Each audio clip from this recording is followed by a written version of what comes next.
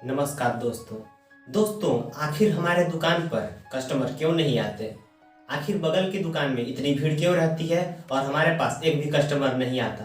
तो इस बारे में आज बताने वाला हूँ। बहुत ध्यान से वीडियो को देखिएगा, बिल्कुल ध्यान से। आज आप बहुत कुछ सीखने वाले हैं। तो चलिए वीडियो को शुरू करते हैं।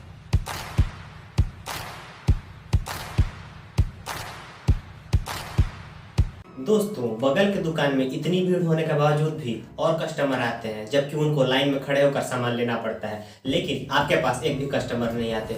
इसका जो मेन कारण है वो है दुकान का फेमस होना, यानी कि वो दुकान कितना फेमस है। तो देखिए, दुकान फेमस इसलिए होता है क्योंकि उनका या तो क्वालिटी अच्छा है, या तो रेट अच्छा है, या तो वे लोग अच्छे हैं, या फिर ये तीनों गुण एक साथ उनमें हो सकते हैं। इसलिए दुकान उनका ज़्यादा चलता है, लोग उनके पास जाना पसंद करते हैं।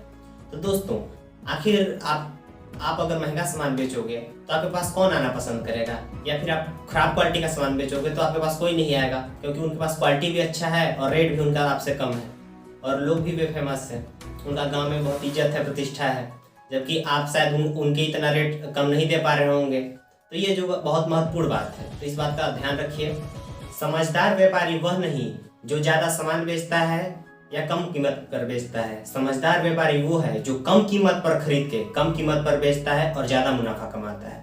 तो दोस्तों हम आखिर कम कीमत में जो है सामान कैसे खरीद सकते हैं और उसे अच्छे रेट पर बेच सकते हैं। कहने का मतलब ये है कि आपका जो पड़ोसी है या जो आपका कंपटीटर है, जो आपसे कंपटीशन कर रहा है, वो इतना सस्ता के सामान क्यों दे देता है और आप उससे उनके रेट इतना बराबर भी आप सामान नहीं दे पाते। उनसे आप महंगा बेच रहे हो क्योंकि आपको सामान महंगा मिल रहा है। आप महंगा खरीद रहे हो तो आप महंगा दे रहे हो कस्टमर को, लेकिन वे सस्ता ला रहे हैं तो सस्ता बेच रहे हैं और वे मुनाफा कमा रहे हैं। तो इसका जो एक कारण है वो है वो ज़्यादा मात्रा में सामान ला रहे हैं, या फिर जहाँ से वे सामान ला रहे हैं उनका संपर्क बहुत गहरा है, बहुत दूर दूर से वो सामान ला रहे हैं, ये हो सकता है। और वे थोक में काफ़ी सस्ता सामान ला पा रहे हैं उनके व्यवहार की वजह से। तो ये कारण हो सकता है।